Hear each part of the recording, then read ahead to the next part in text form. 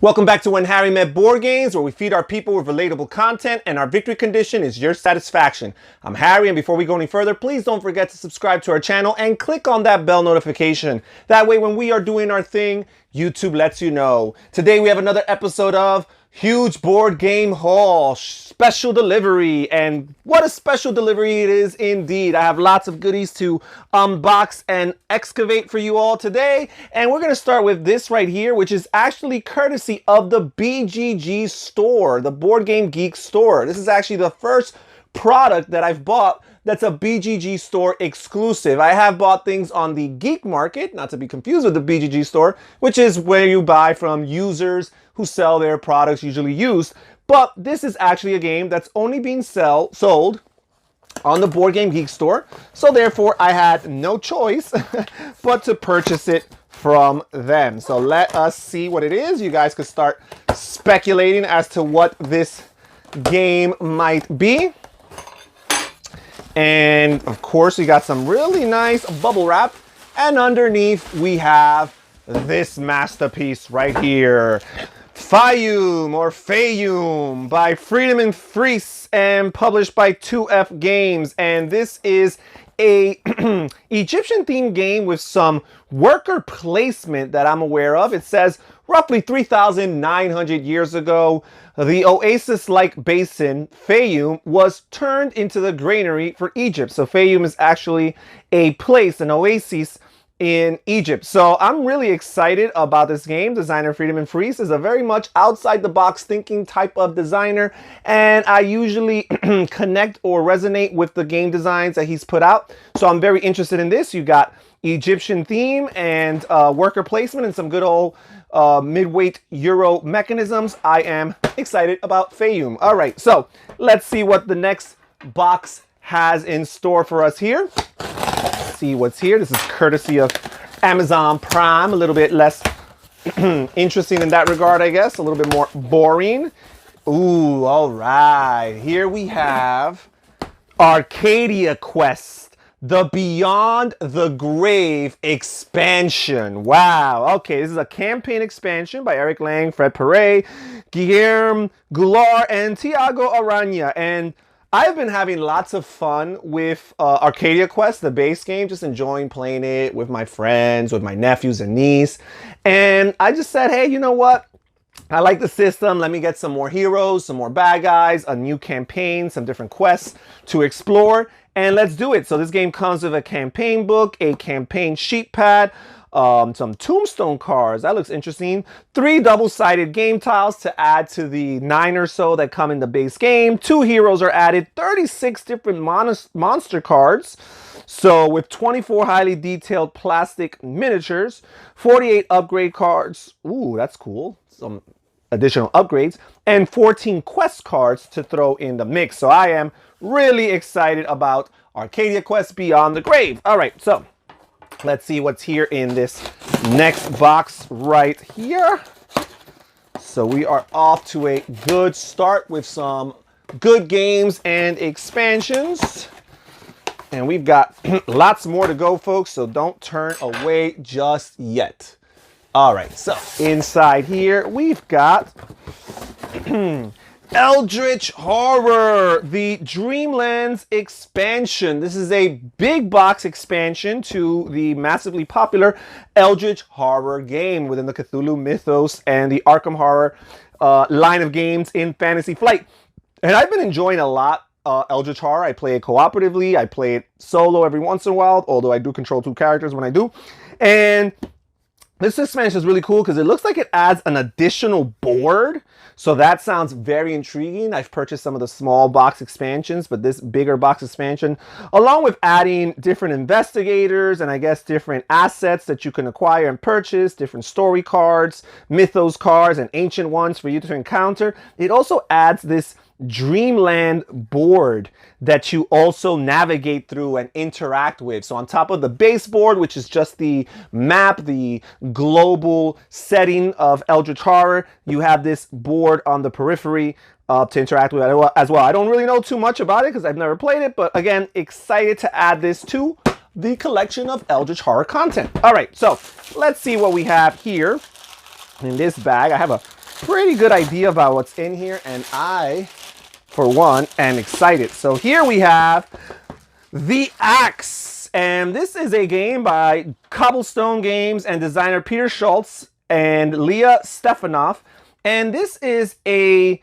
Christian-themed, Bible-themed worker placement game that I'm aware of. The back here shows that the component quality is pretty subpar, not too interesting. It doesn't really have garish colors or anything that jumps out at you, but whatever. I've heard decent things about this game, and I'm just like, hey, let's give it a shot. A Bible-themed game with some good old area majority and or worker placement as players take on the roles of different apostles trying to grow their influence in these different parts around the Mediterranean world of the 1st century BC.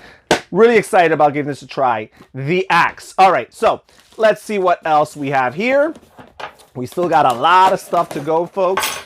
So let's see over here. All right, we have an expansion for Oh My Goods, the Longsdale in Revolt expansion by Lookout Games. This is a game designed by Alexander Pfister. I've had a good time playing Oh My Goods. It's a very fun card game that comes in a small box, not too much bigger than this expansion box here, and it packs a punch. It has so much meat to it for a small little game, and I hear that this expansion adds even more meat to it. I believe it adds some type of campaign play, if I'm not mistaken. There is a second expansion. It's out of print. I gotta look into that. I'm probably will end up getting that sometime too, but I'm excited about adding Longsdale in Revolt to my Oh My Goods play. All right, let's see what else we have here.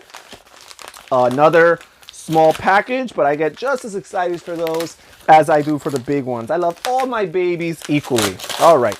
Ooh, okay. We have here Shadow Rift, the Boomtown expansion by Jeremy Anderson. Oh man, guys, Shadow Rift is one of my favorite deck building games. It's a little bit clunky. It has a lot of moving pieces, a lot going on. I would call this game anything but streamlined, but I enjoy the experience. It's a cooperative deck building game, but I like to play it solo, and basically you control a character, I guess, and you're acquiring different skills and spells and items and weapons, and you're ultimately strengthening your deck in order to fight whatever bad guys there are, and each scenario has a different type of bad guy, and they each have their own different powers and abilities and casualties that they inflict upon the town because they're trying to take over the town and ruin your village deck. I don't know. Why am I giving a review about Shadow Rift? Actually, check out my playthrough. I do have a playthrough for this game, Shadow Rift. Really, really exciting game, and I'm really excited about this expansion here.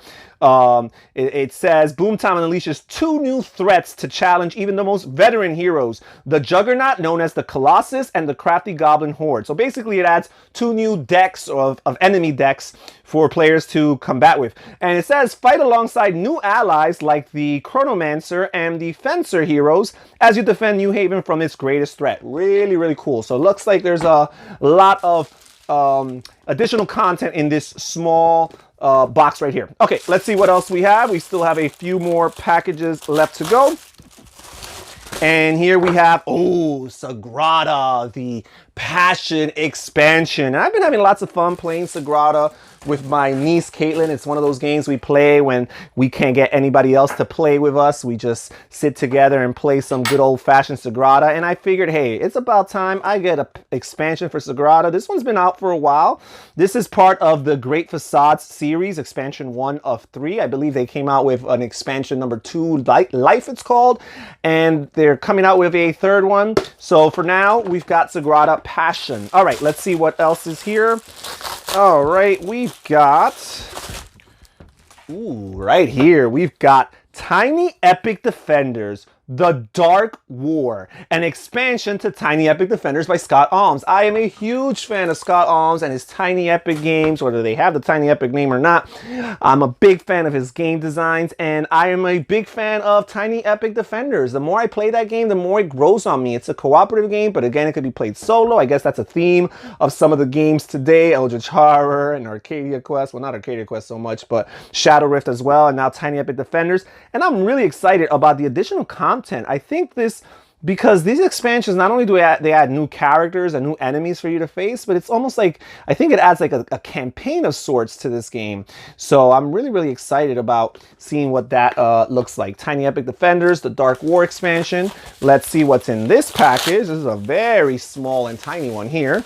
Ooh, okay, some booster packs for Keyforge. Oh man, I am loving Keyforge. Now, so far, I've only played with the original box, the Rise of the Archons or Call of the Archons, whatever it's called. I haven't played with the other boxes, but I have bought them, and I figured, hey, let me add some booster packs while I'm added to it. But I'm having so much fun just playing with the Call of Archons and the different decks that I have for that. It's such a fun game, such an exciting experience every time you open a new deck and try to encounter it for the first time and just learn how to utilize it, or I guess learn that you don't know how to utilize it well. Whatever it is, it's just such a great prospect when you first open up a new deck. So adding 2 of these decks to the collection, really exciting. And then finally, the last package for today.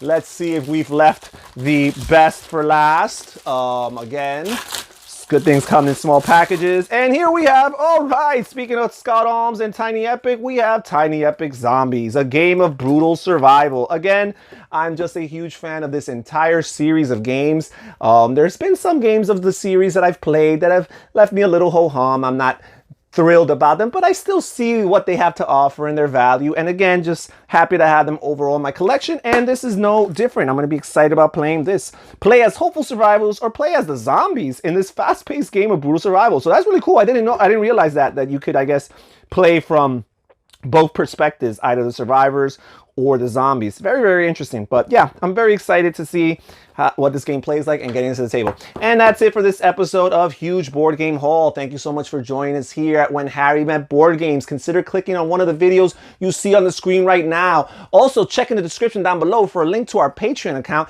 and see how you can support this channel and become more involved with the behind-the-scene process. Research and find a tier that works for you. This is Harry saying take care, everybody. Stay safe, stay healthy, and have fun gaming. Bye-bye.